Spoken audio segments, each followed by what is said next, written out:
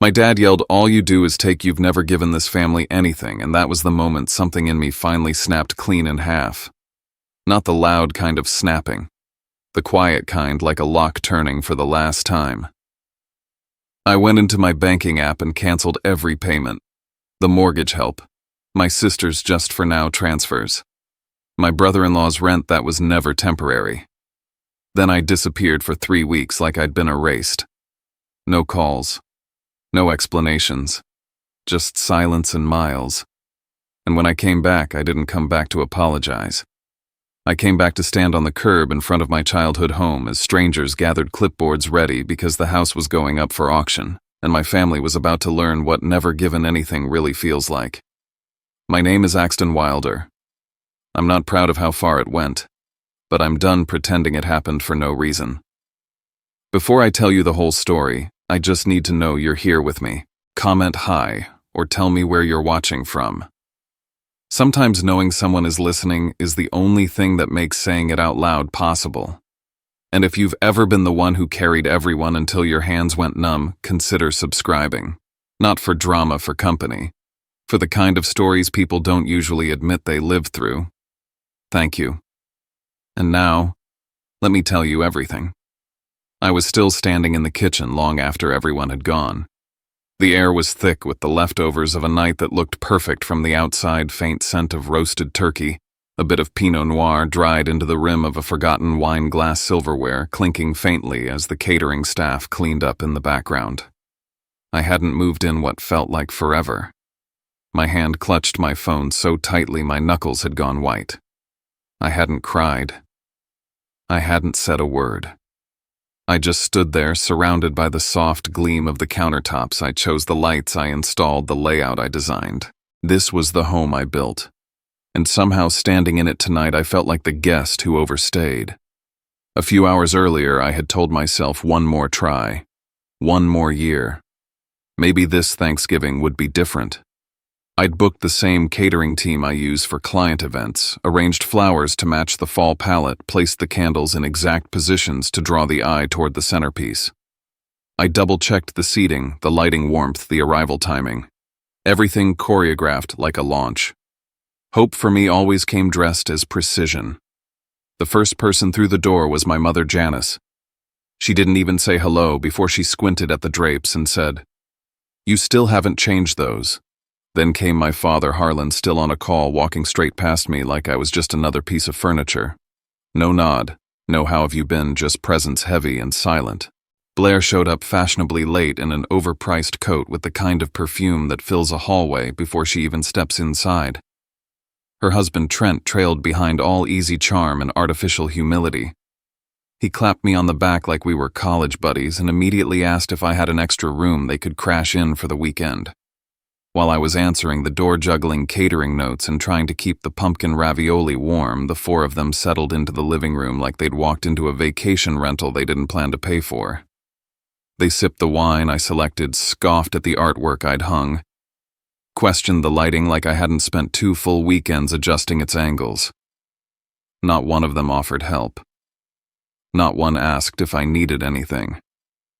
Dinner was served at 6:15. Everyone took their seats like they had better places to be. I was plating hors d'oeuvres while my father gave the toast. To family, he said, lifting his glass. To the ones who are always there when it matters most. His eyes skimmed past me like I wasn't even in the room. Like I was the waiter. My mother complained the turkey was too dry. Blair laughed at the idea of designer spaces for small-town brands. Trent launched into a story about a friend who made 6 figures flipping crypto and capped it off by asking if I'd co-sign a loan. I kept my face neutral. I'm used to this now. If I react, I'm too sensitive. If I don't, I'm distant. The truth, I've been funding this family for years. Rent payments, school funds, surprise emergencies. No one ever called it what it was. To them, it was just what Axton does. I bought a cabin outside Hood River for us to spend time together, never even got to stay a full weekend. They treat it like a free Airbnb. The studio project I'm leading now is the only reason the money hasn't run dry. It's not just my job, it's the damn holding their chaos back. By the time they left, I was back in the kitchen cleaning up after the last cocktail napkin. No thank yous. No. That was nice. Just the silence they always leave behind. I placed the last wine glass in the dishwasher and checked my phone. There was a voicemail from my father. I didn't listen to it right away. I just stared at the notification, gut clenched. Something was waiting in that message. Something that was about to unmake whatever part of me still wanted to believe we were a real family. I listened to the voicemail at 1:08 a.m., standing barefoot in the dark, my back against the fridge, the tile floor cold beneath me.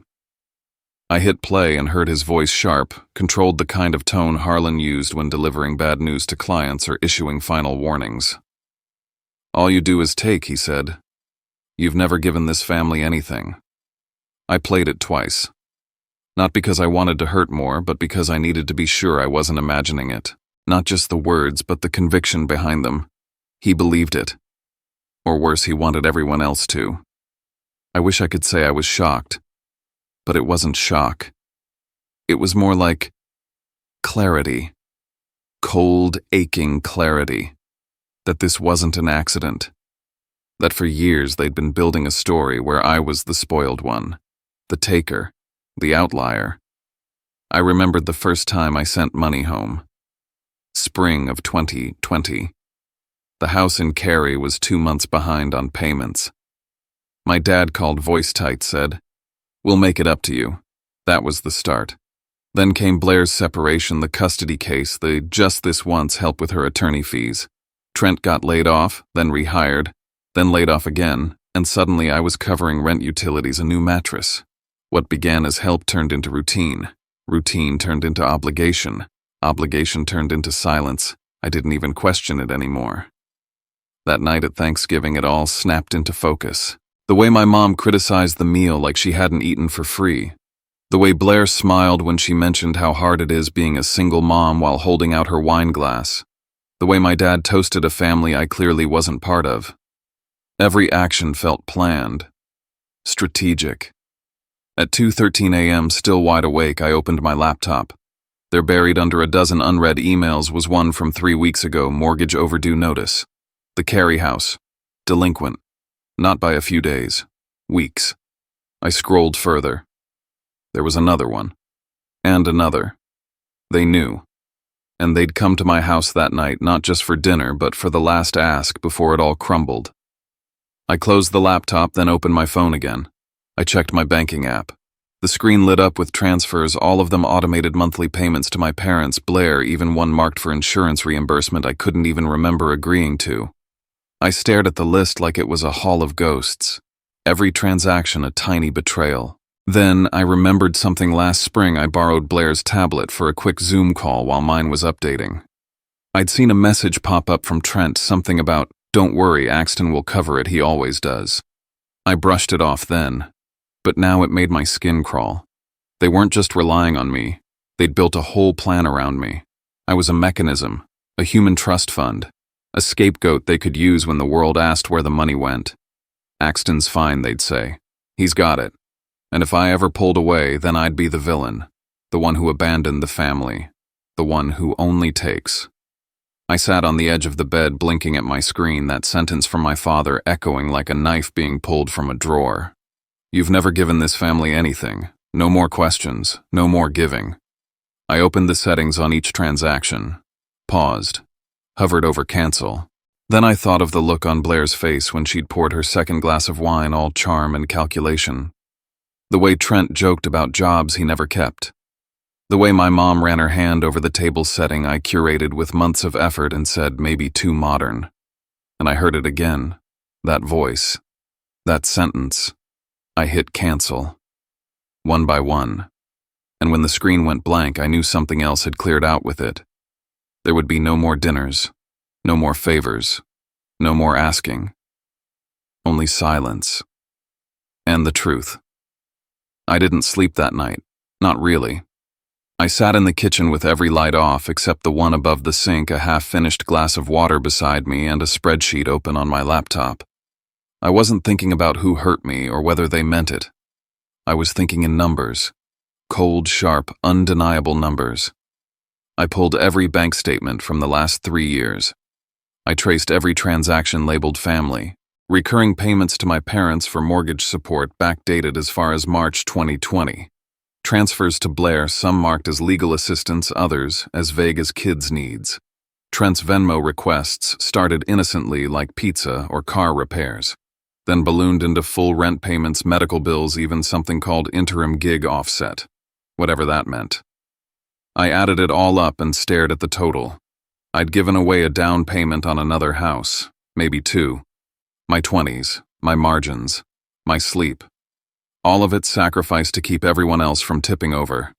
And somehow they'd convinced themselves I was the one who took. At 3:47 a.m., I logged into my online banking. One by one, I opened each scheduled payment and hit cancel. No anger, no outburst, just finality. Like I was signing off on a fiscal year. Dad's payment gone, Mom's gone, Blair's monthly fund gone, Trent's floating allowance gone. The moment I hit the last one, I felt something unfamiliar surface in me. Silence. Not peace exactly, but a kind of emptiness that didn't feel like pain. Just space. My phone vibrated. Then again. Then again. First came the auto alerts. Payment failed. Then the messages. Axton. Something wrong with the transfer, Blair. I think there's an error. Trent's card got declined. Then my mother. We need to talk. Now. My father with the subtlety of a hammer. What the hell are you doing? None of them asked if I was okay. Not one of them asked why. They just wanted the money to keep moving, like the machine jammed and they were calling tech support. I didn't answer. Instead, I called Miles Avery. He picked up fast, he always did. I need to lock this down, I said. All of it. I canceled everything. They're going to come hard. Miles listened, didn't interrupt. Then he said, first document everything. Screenshots. Voicemails, every transfer you've made, every message they send. Don't engage emotionally. That's how they bait you. I nodded even though he couldn't see me. And second, he continued, I pulled the notice on the Carey house. Auction date is firm. You've got just under 3 weeks before it goes public. If they don't come up with the money, it's going on the block. 3 weeks. Exactly. That explained everything. Their urgency at Thanksgiving. The timing of Blair's sob story, Mom's blood pressure drama, Dad's toast, like a last PR move before the crash. They didn't just want dinner. They wanted one final cash injection before their secrets hit the street. And now the clock was ticking. What are you thinking? Miles asked. I'm disappearing, I said. Not forever. Just long enough. To make sure you're not here to stop it. No, I said. To make sure I'm not here to fix it. I spent the rest of the morning packing. A single bag. Clothes, a notebook, my backup laptop, a burner phone. Nothing traceable. I booked a cabin in Oregon under a separate account I used for solo retreats. I called the studio and told them I was taking a scheduled creative leave, something I'd already earned but never used. No one questioned it. At 6:14 a.m., I stepped into my car, shut the door, and threw my phone into airplane mode. As the city of Raleigh faded in my rear view, I kept hearing it. That voice. That sentence. All you do is take. Someday I'd play it back to him. Not in revenge. Just to remind him what it sounds like when someone rewrites your life in a single breath. But first, I was going to let him live with the silence. The cabin near Hood River was small. 2 rooms, 1 fireplace, 1 long window, looking out at a stretch of pine trees and fog so thick, it felt like the world ended just beyond the porch. That first night I didn't unpack. I just stood there for a while, breathing air that didn't expect anything from me. I set rules. No notifications, no email, no scrolling through missed messages. My phone stayed off except for 1 check-in with Miles every few days. I broke my day into sections, long walks, sketching ideas without deadlines, cooking meals I actually enjoyed. No noise, no guilt. It took 3 days before my hands stopped twitching every time I heard a buzz that wasn't real. By day 4, I started drawing again. Not office parks or corporate entryways. Spaces I wanted to exist, quiet zones for people who carried invisible weight. Reading rooms, creative recovery pods. I sketched a retreat center for burnout survivors, each room with no clocks, no mirrors, no cell signal, just space and silence. That's when I knew I wasn't just hiding. I was healing. But the storm came anyway. The first message slipped through when I turned on the phone briefly to check a reservation email. Need to know what's going on, Blair's credit card just bounced. Then Trent says landlord threatened to change the locks. Then your mom's BP is spiking again. It was like they were taking shifts. On day 6, my voicemail filled up. My dad's voice cut through. You're burning bridges you don't understand. When this comes back on, you don't expect a hand. Day 8. Blair left a message, sobbing. I don't know what to tell the kids. You promised you'd help us stay stable. This is cruel. I nearly caved. Nearly. Until I found it. An email from 2 weeks before Thanksgiving hidden under a spam label. Notice from a foreclosure service regarding the Carey house. It had been delinquent for months, which meant when they showed up at my home for Thanksgiving, they weren't visiting, they were staging, planning a final extraction before the ship sank. It was never about family. It was always about delay. By week 2, their messages changed tone. Are you okay? Trent asked. We're all worried. You're acting really erratic. Is this something chemical? My mom chimed in. You need help. Please, we're ready to support you through anything. Even if you can't see it right now. They were laying groundwork, reframing me not as the escapee but as the unstable one. Because if I was unwell, then whatever they'd done was necessary. It got worse. I answered a blocked number on day 11 thinking it was the cabin manager confirming my extension. Instead, it was a voice identifying themselves from a local welfare check service. We've had a call from concerned relatives. You've been off-grid. They just want to ensure you're safe. I kept calm, thanked them, said I was on retreat and fully functional. They seemed satisfied. I called Miles immediately. They're escalating, I said, trying to flip the narrative. Miles didn't hesitate. Then we escalate too. I'm compiling a file, voicemails, screenshots, transaction records, the foreclosure timeline.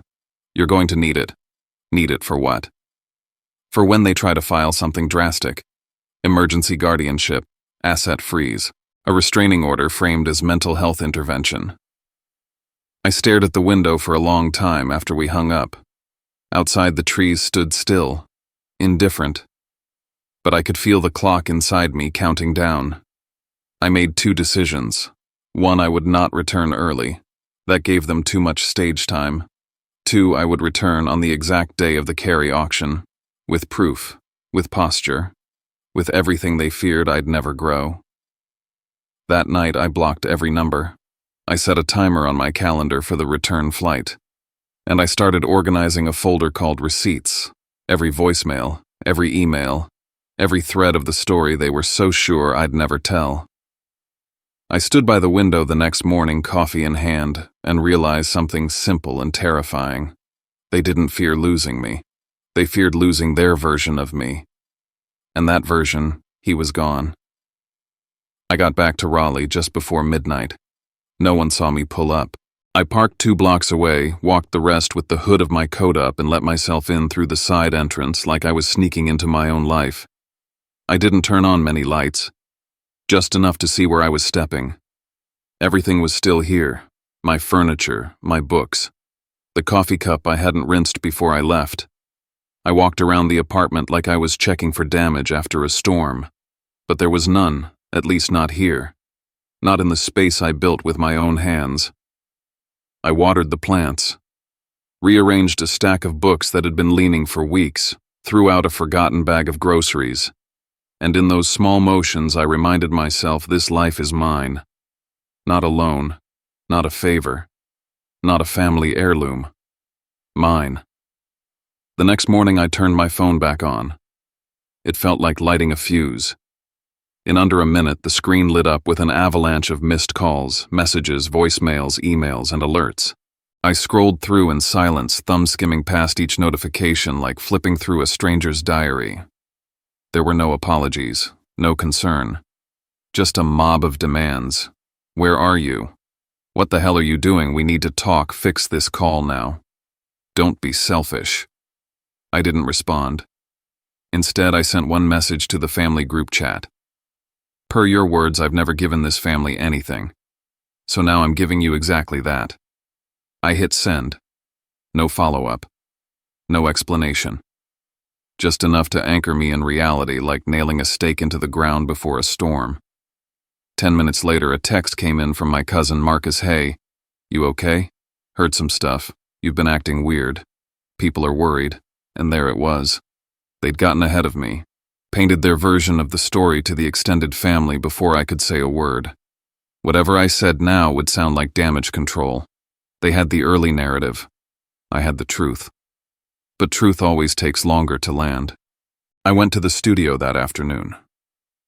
The second I stepped into the building, it hit me my real life had been waiting for me while I was gone. My latest pitch had been greenlit while I was away. A major firm signed off on one of my designs, said it had a clarity they hadn't seen before. My staff looked relaxed, focused. Kendra had handled things beautifully. Nothing had fallen apart, not even close. It was the first time I saw it so clearly. The more I stopped saving them, the more I started saving myself. Kendra met me by my desk. Your mom's been calling the front desk. A lot. She left voicemails too. And Trent's downstairs. I paused. Did he come in? He's in the lobby, she said. Won't leave. Told reception it's urgent. And loud. I glanced at the clock. Security already called. I didn't want to escalate. You didn't, I said. He did. Downstairs, Trent was pacing in front of the elevators, throwing his hands in the air, talking to no one in particular, but loud enough to be heard from the hallway. She's sick, he barked. She needs her medication. And he won't even pick up the damn phone. I didn't go out there. I let security do their job. They asked him to leave. When he resisted, they reminded him it was private property. He stormed out, still yelling, still performing. He wanted me to explode, to meet him in the chaos, to give him something to twist. I didn't. That afternoon, Blair came by, with her daughter. They didn't come upstairs. She stayed in the lobby. Let the kid run wild through the waiting area, pulling down fabric samples, tapping on display screens, knocking over a chair. I stood at the top of the stairs, just out of view. Watching. It hurt. Of course it did. I loved that little girl. But I wasn't going to be used. I asked Kendra to inform them that the studio didn't allow unscheduled visits, especially not involving minors. If she wanted to talk, she could do it through my attorney. They left. Eventually. Then came the email. Subject line, you win. She's in the hospital. No greeting. No context. Just 3 lines. She collapsed today. The stress. The betrayal. The shame. Hope you're happy. I didn't open it. I forwarded it to Miles. If it was a real emergency, they had plenty of jewelry left to pawn, assets to liquidate, other friends to call. They didn't need me. What they needed was someone to blame. Miles and I met for coffee the next day. Neutral ground. Public. He laid out a file with color-coded tabs. We need to document everything, he said. No more conversations without record. No more walk-ins. No more negotiations. From here on out, it's legal channels only. I nodded. They're spiraling. They're out of cash, he said, and out of time. But they still think they can claw something back if they make you look like the villain. That same afternoon, I got a call from Harper Lane, an old friend, sharp, honest, someone I trusted. They've been planting this for a while, she said. The whole "you're not well" thing. It didn't start this month. It's been quiet, subtle digs at parties, little hints at family dinners. People believed it because you were always the quiet one, the one who kept to yourself. She paused. They're terrified of what happens when you stop paying for their life. I didn't say anything. And that, she added, is why they have to make you look unstable. Because otherwise, you're just a guy who finally said no. By the time we hung up, I knew exactly what I had to do. No more guilt. No more scenes. No more saving face. Let them scream. Let them spin stories. I was done playing the villain in a drama I didn't audition for. The auction was approaching, and I had a front row seat reserved. I wasn't coming to rescue, I was coming to witness. The first strike came on Monday. A client texted me early in the morning. "Hey, everything good? We got a weird call asking if our project was still moving forward. Said you were dealing with something." I didn't answer right away. I forwarded the message to Miles. "They're targeting your work now," he confirmed. "Classic move. Undermine your credibility, get people to question your stability. If enough clients hesitate, they think you'll cave. I wouldn't. But I felt it. That old reflex tight in the chest hands, tingling the urge to run and fix everything, proved them wrong. I breathed through it. Then came Harlan's message. Out of nowhere. Long. Rambling. "We've always supported your studio, you know. Made sacrifices so you could focus. This is how you thank us." It wasn't a conversation. It was a press release. A setup for screenshots. Something he could show people later and say, "Look. We tried." I didn't respond. Miles filed it. By midweek, things escalated. I got an alert from building security. Someone had requested a wellness check at my address, claiming I'd gone unreachable and maybe at risk. I opened the door to two officers, polite but firm. "We're just here to make sure you're okay," one said. "Family's been worried." I kept it short. Calm. Explained I was fine working from home, not in danger, not in need of intervention. They left satisfied. But I didn't feel safe. "They're laying groundwork," Miles told me. "If they can get even one official report suggesting erratic behavior, they can use that to delay proceedings, challenge the auction, maybe even file for emergency control of assets." That's when the cabin came under fire. They filed a motion questioning ownership, said it was a family purchase, that I held it in trust, and that any profits or control should be collectively shared. Miles needed proof. Emails, texts, anything. I dug into my archive. Found a thread from Blair thanking me for finding a quiet place for yourself finally. Another from Mom saying it's good you bought something just for you. No shared language, no joint ownership, just a pattern of me giving and them taking. We added it to the file. Then Blair showed up again. This time she didn't bring her daughter. She brought threats. "You really want her growing up thinking you didn't care," she said, eyes red, voice trembling just enough to sound practiced. I didn't answer. She waited. I still didn't answer.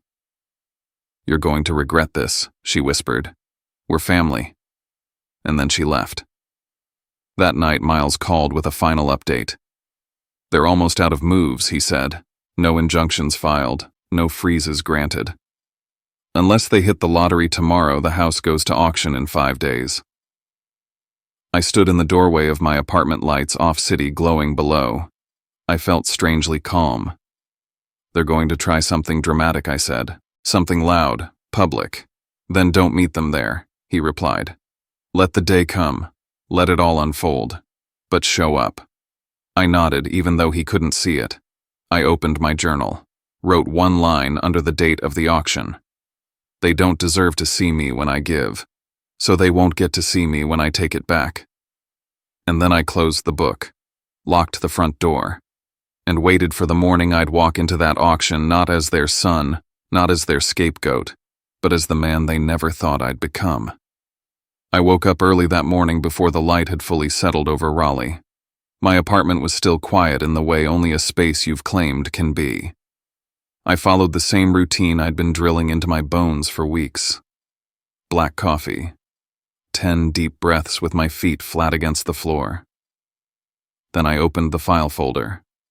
Inside were the printed voicemails, copies of the payment records, a spreadsheet of every dollar transferred, every favor repaid. I double-checked that the voicemail, the one was printed 3 times, just in case. I put my phone on Do Not Disturb, leaving only one line open: Miles. Today wasn't about confrontation. It was about conclusion. By the time I pulled into the street in Cary, the signs were already up. A white sandwich board in front of the lawn announced the auction, bold letters, contact info, start time. Mr. Sutton's car wasn't there yet, but a small crowd had already gathered: neighbors, a few curious bidders, someone with a camera slung over their shoulder. I stayed in the car for a few seconds, took it all in.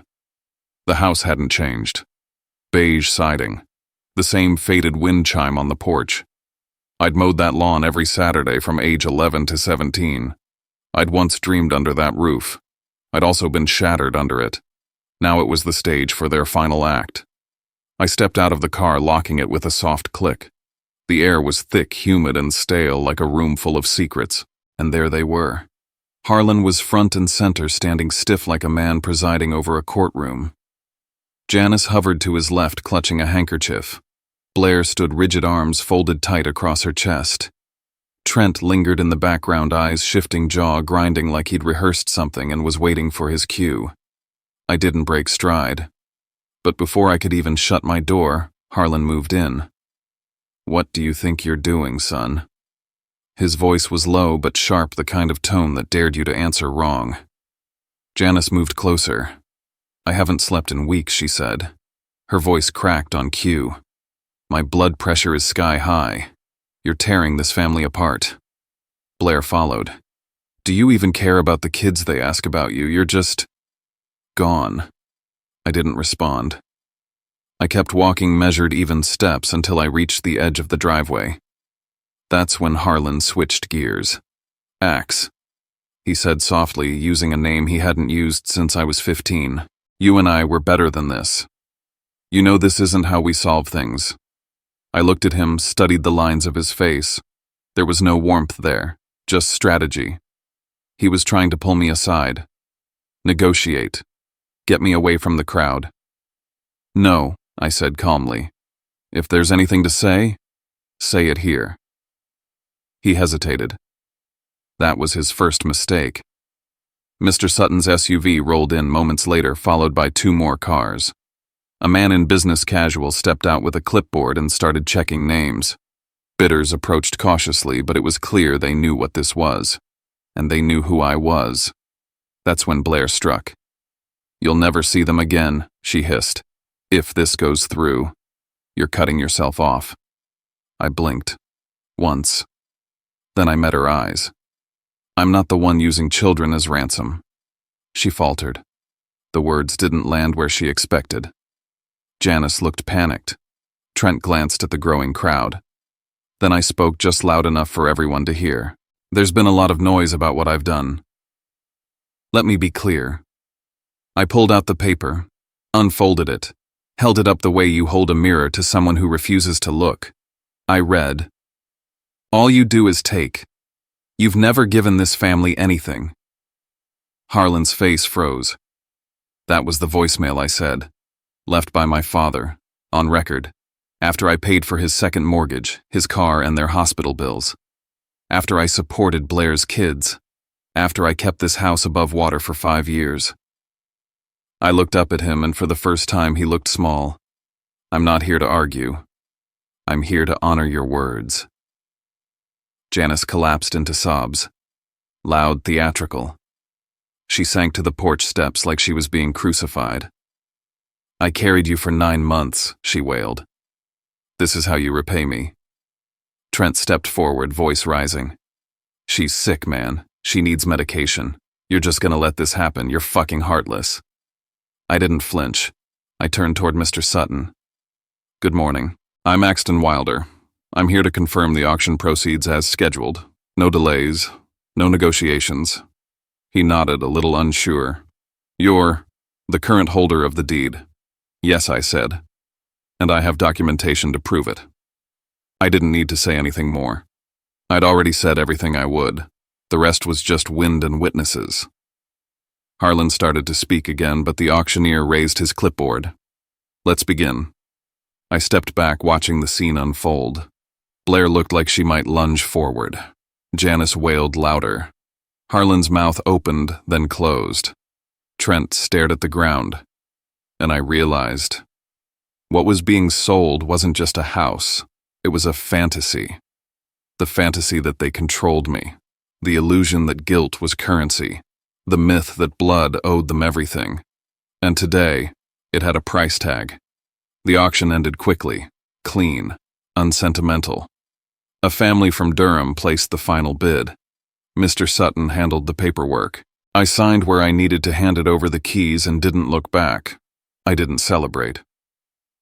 I met Miles at his office 2 hours later. We reviewed the documentation, voicemails, emails, payment histories, witness statements, security footage. The file was thick, airtight. They may still contest the cabin, he warned. They might try and leak things, call it elder abuse, public sympathy plays. Let them, I said. I'm not reacting anymore. We locked in the next steps: no direct contact. All communication through legal. Phone numbers blocked. New mailing address sealed. For weeks, things were quiet. Not because they had changed, but because I stopped feeding the fire. The rumors about my mental state fizzled out when they couldn't find a spark. Clients kept working with me. Partners doubled down. One even pulled me aside and said, "Honestly, I've never seen you this focused. Whatever's going on, keep doing it." That's when I knew reputation isn't what they say about you. It's what stays standing after they stop talking. I put my apartment in Raleigh on the market, found a place in Taos, New Mexico, small, full of light, nestled between adobe walls, and sky so wide it made you breathe different. I didn't take much with me, just my tools, my files. A photo of me as a kid that I kept in the drawer, not for nostalgia, but to remember who I promised I'd become. Signing the deed in Taos felt like crossing a border. This wasn't just a new house. It was the first place I'd chosen with no strings attached. I set up my workspace near a wide window facing the hills, drew the curtains back and let the sun do its work. For once, I was building without fear. Then came the updates. Miles called one morning. "They've moved," he said. "Smaller place, shared lease, Trent's working full-time. Blair's doing freelance from home.